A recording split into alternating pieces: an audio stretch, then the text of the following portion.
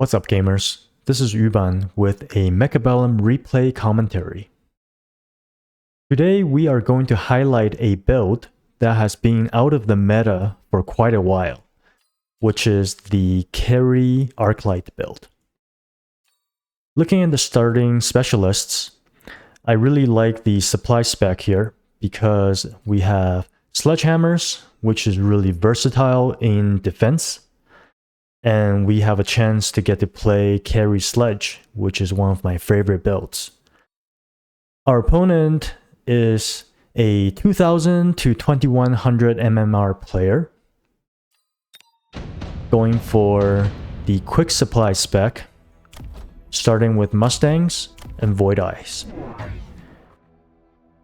When I see opponents starting with Mustangs, I immediately expect some kind of asymmetrical standard or asymmetrical aggro play, because Mustangs are fairly weak to round 1 Arclights, as they one-shot them and can tank a lot of shots.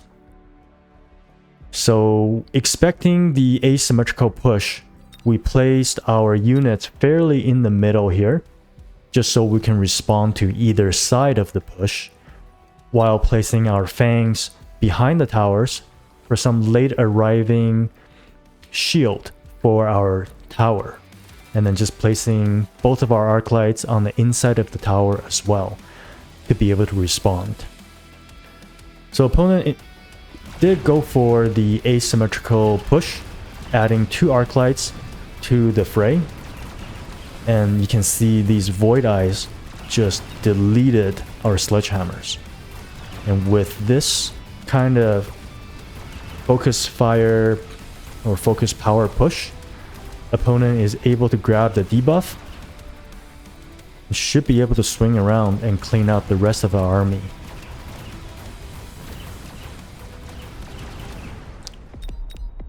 However, with opponent being quick supply and opting to not spend his 200 supply bonus in the first round, we were okay with losing just a little bit of health.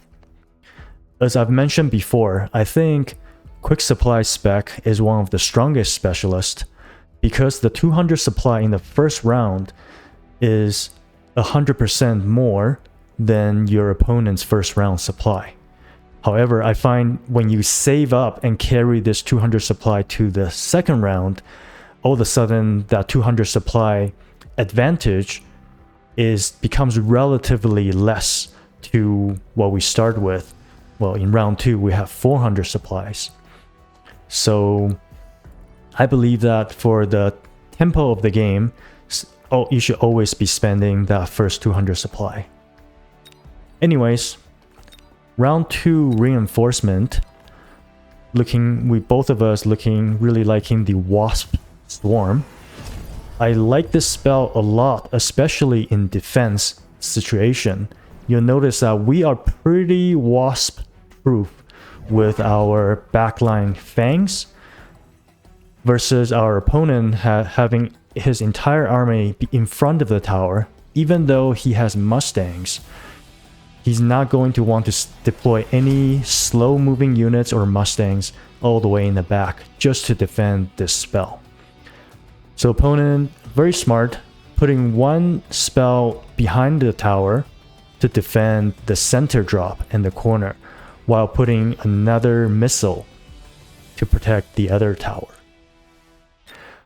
What our opponent should have done here was placing this missile directly in this corner here, so they can one-shot the Wasp, and then accepting that if I was to put the Wasp drop in the middle, his own Wasp should be able to defend.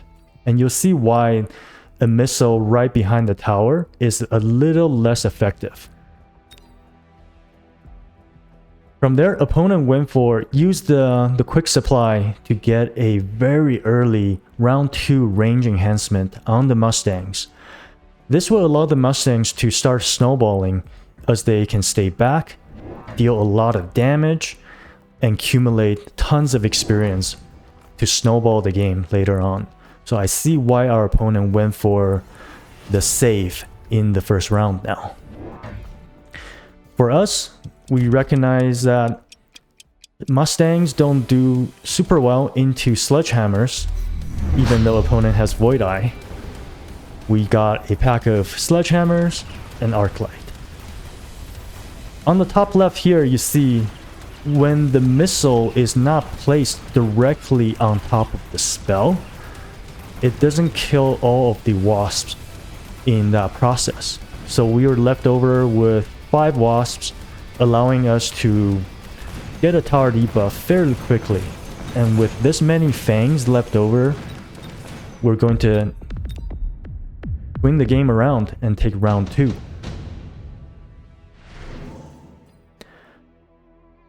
Looking at these reinforcements, I quite like the marksman reinforcement, and we can also go for some kind of phantom ray defense as well, as they cover the flanks really well. I went for the marksman because I was lacking single target DPS, and if you know me, you know that any chance I get to play assault marksman, I'm game. So I'm secretly hoping our opponent would go for steel balls with the Mustangs, so we get a chance to click on this tech.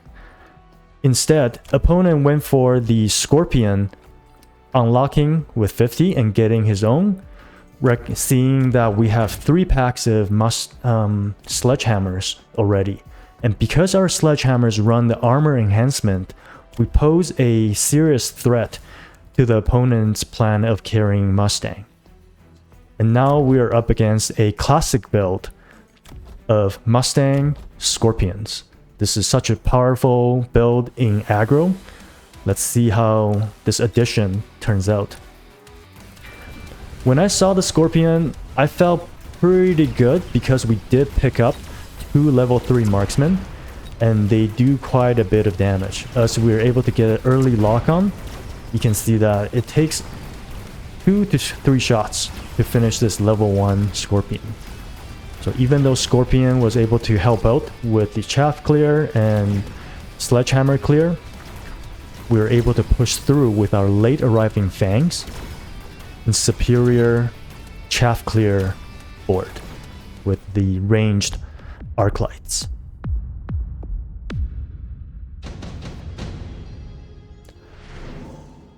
Round 4.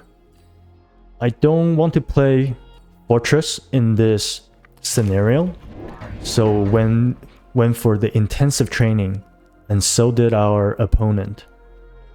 Here, I saw that in the previous round, our opponent went for a missile and no level on the left tower. When I saw this missile, I immediately thought, there's no way he's going to level it this next turn, because you would feel pretty safe with 1 missile here. Recognizing that, I decided to go for a early tower debuff cheese and combine that with a round 4 sticky oil bomb. What we did was we placed a crawler in front of the wasp. Since the missile can only either shoot the ground or the air, the crawlers will shield for our wasp, allowing them to get in and get a fairly early tower debuff. And I've talked about this, how much I like this round 4 oil play, as if the game goes into round 8, we get the oil back, and it's such a powerful spell later on. Opponent went for leveling the Mustang, going for more chaff, 1 in the shallow flank, 1 in the back, and going for 1 more Scorpion to line up against our sledgehammers. With the oil and potential early tower debuff, we should be fairly favored in this first round here. As you can see, all the frontline chaff got cleared instantly with between the 4 arc lights. And now, perfect tower timing, as we need to deal massive DPS. We get the tower debuff, and all of our opponent's damage units are just stuck shooting on chaff. So by round 5, we are within killing range of our opponent. Round 5 unit drop. Tarantula is a fantastic chaff clear unit in Headbutt. Farseer is always good, just as a all-around unit. And the Fire Badger in this case was particularly juicy because we can set the oil on fire. And I thought there's a small chance that our opponent will anticipate that we're selling out of the Wasp. So let's try our luck and go for a Fire Badger reinforcement with our mobile beacon push. Instead, our opponent went for something super cool. 3 packs of steel balls lined up, Scorpion in the front to shield, followed by Mustangs, trying to give us a taste of our own medicine by pushing the weak side tower, and very smartly beaconing this entire army along with the Mustangs around the potential fire. Because he saw the Fire Badger drop, he knows that fire could be detrimental to all the Mustangs, especially at level 2. At this point, I recognize my arc lights, along with intensive training, are already quite high in level. So I already started to think about maybe we can play arc light carry with EMP, because then with the elite marksman and EMP tech, we can outrange the Scorpions and disable their range tech. And that's why I picked up the Stormcaller right here. As you can see in this Stormcaller valley here, Stormcallers can do a lot of damage to these static units like the Marksman and the Scorpions in the back line. Especially with the Scorpion being a relatively large size unit, it's harder for our Stormcallers to miss the shots. With our opponent dodging our fire and concentrating the power on the left side, he took the round. Round 6, we both picked up the additional deployment slot. It's a little bit late to pick up this card and get full value. However, my rationale here was I'm going to start selling out of some stuff here and there, start to sell a pack of unit every single round. That means I want to have this additional deployment slot to make up for that loss. So we sold out of the frontline Fire Badger. Luckily, opponent was trying to go for a Fire Cheese to light our own side of board on fire. So without the Fire Badger, that should be no problem. And we don't really care if our units move a little bit slower in a defensive formation. In addition, we just elite recruited more Arclights, giving them an elite tech, and put them in the back line, starting to set up a wall of Arclights for both chaff clear and the eventual DPS once they get their levels. At level 3 with elite marksman, you can see our Arclight does pretty good damage, 1800, meaning it takes 10 shots, so less than 10 seconds to take down a Scorpion if we can lock on. Opponent learned from this round 2, placing the missile right in the corner, taking down our Wasp swarm in one swoop. You can see oil is not doing much, and our left side additional arc lights were able to clear all the chaff fairly easily. However, these Scorpions simply do way too much damage, one-shotting each of our arc lights.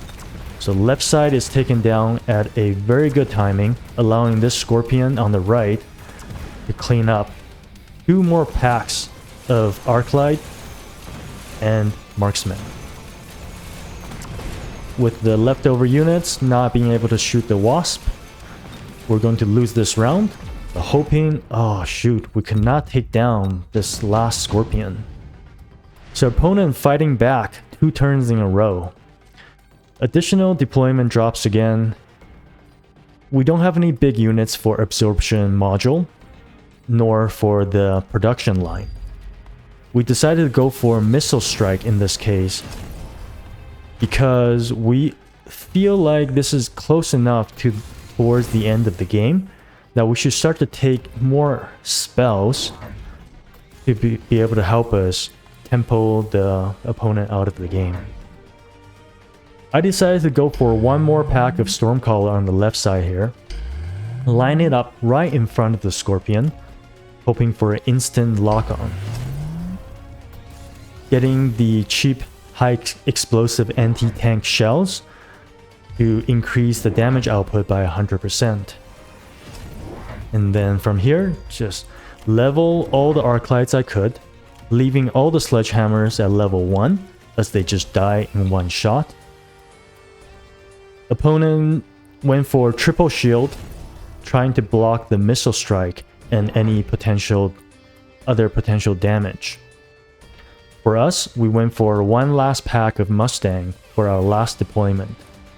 We are adding Mustangs in this case because what we are really weak to whenever you play Arclight carry or rely on Arclight for chaff clear, we are weak to loose formation crawlers.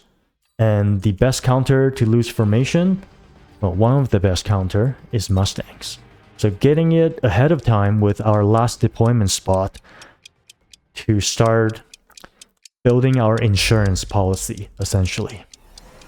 But the most important part of this turn was we clicked the electromagnetic shot. And you're going to see the power of this tech against Scorpion. And I think this combo only works well when you have a lot of chaff to block for your Arclights, or if you've a high-level elite marksman Arclights. You can see that even though we are weak to the Scorpions, as soon as we have one of our Arclight lands a shot on the Scorpion, they become a little bit useless as they have to walk forward and are no longer able to shoot at our units. Here, even though our plan worked, you can see that without the Stormcallers, we simply don't have enough DPS for the high-level Scorpions. So even when the Scorpions get EMP'd, they simply just walk forward, carry on, and kill everything we got. So we need to address that this turn. Going for the electromagnetic impact against our opponent's front-facing setup. You would anticipate double shield when the units are this packed.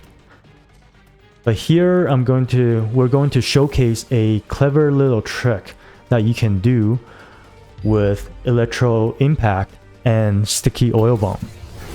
Normally when you place a sticky oil bomb here, it's not going to land because of the shield. But because the EM impact does 35,000 damage and a typical shield is 40,000 damage, what we're going to do is we're going to place a sentry missile here and here, anticipating the shields, allowing the sentry missiles to pre-damage the energy shields. And then what's going to happen is the EM impact is going to hit both shields first before the oil spell lands. So we're going to dispel both shields, allowing our oil to safely land right on top of the enemy's army. This effectively secures our right side, allowing the Stormcallers to do some damage. In the meantime, we gotta center pack of Stormcaller, recognizing the center is fairly weak. And indeed, our opponent went for triple level 1 Scorpion here. Opponent also went for Missile Interceptor. However, I don't think it's going to be able to intercept both missiles in time with the crawlers this far forward. Let's see if we can land the missiles and break the shield. And from here, just level our arc lights. Now doing 3100 per shot. Very nice. Let's look at this mechanics here. Missile, EM impact, now oil. With the oil, I think it's going to significantly change the outcome compared to last turn. You can see our arc lights have a much easier time locking on, disabling the Scorpions, allowing these level 2 Stormcallers to do massive damage. And with this many arc lights and Stormcallers left alive, that should be game against our opponent HR. In summary, this was a super fun build that used to be meta when the Arclight leveling requirement was much lower, allowing us to get level 5, level 6 Arclights in sometimes. In this case, we were able to transition into this build because opponent had early game level 2 Mustangs, essentially almost feeding some of the right side Arclights in the early game.